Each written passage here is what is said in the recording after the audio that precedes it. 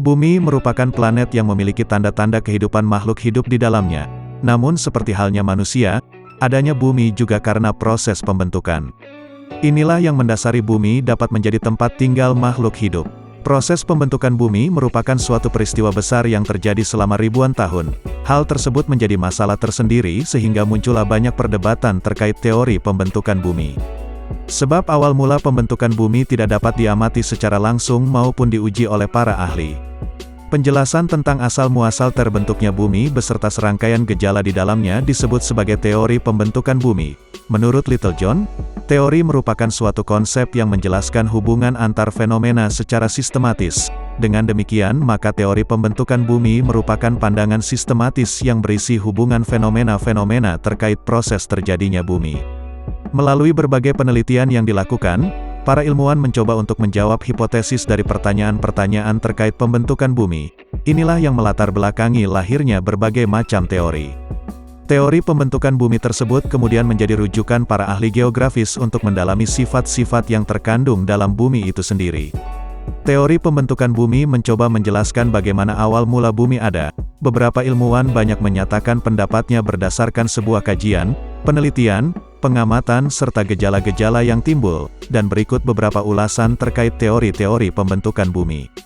Yang pertama, teori Laplace. Teori pembentukan bumi Laplace dicetuskan oleh seorang pakar matematika dan astronomi berkebangsaan Perancis yaitu Pierre-Simon Marquis de Laplace.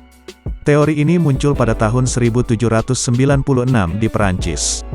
Menurut Laplace, bumi terbentuk dari gumpalan gas panas yang berputar-putar pada sebuah pusat peredaran. Setelah itu terbentuklah sebuah cincin-cincin gas di sekelilingnya yang kemudian terlempar atau bergerak menjauh. Hingga akhirnya cincin-cincin yang bergerak menjauh tersebut mengalami pendinginan membentuk bola raksasa, dan kemudian bola raksasa inilah yang disebut sebagai bumi.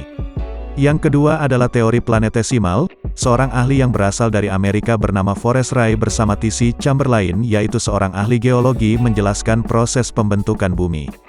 Menurut keduanya, matahari terbentuk terlebih dulu sebagai pusat peredaran dengan massa gas yang cukup besar, kemudian melintaslah sebuah bintang dengan kecepatan maksimum di sekitar area matahari. Hal ini menyebabkan adanya tarikan antara partikel-partikel gas matahari dengan bintang tersebut. Sebagian massa gas bertahan mengelilingi matahari akibat gaya gravitasi, sedangkan bagian lainnya terlempar menjauh keluar lintasan bintang. Massa gas yang mengelilingi matahari akhirnya mengalami pendinginan hingga terbentuklah sebuah planetesimal atau cincin. Dari planetesimal inilah terjadi gaya tarik-menarik yang cukup besar pada massa gas, dan akibat daya tarik tersebut planetesimal menjadi padat. Hingga akhirnya membentuk sebuah planet, salah satunya planet kita sekarang yaitu bumi. Yang ketiga yaitu teori tidal. Teori ini dikemukakan oleh seorang ilmuwan Inggris yang bernama James Jeans dan Harold Jeffreys. Teori tidal tercetus pada tahun 1918 silam. Menurut teori tidal, pembentukan bumi terjadi akibat massa gas matahari mengalami tarik-menarik akibat bergesekan dengan bintang yang cukup kuat. Dari hasil tarik-menarik ini, sebagian massa bergerak ke arah luar membentuk cerutu. Bagian yang berbentuk cerutu inilah akhirnya mengalami pendinginan. Proses pendinginan mengakibatkan bentuk gas menjadi gumpalan-gumpalan bola. Kemudian gumpalan-gumpalan bola inilah yang disebut sebagai planet, salah satunya bumi.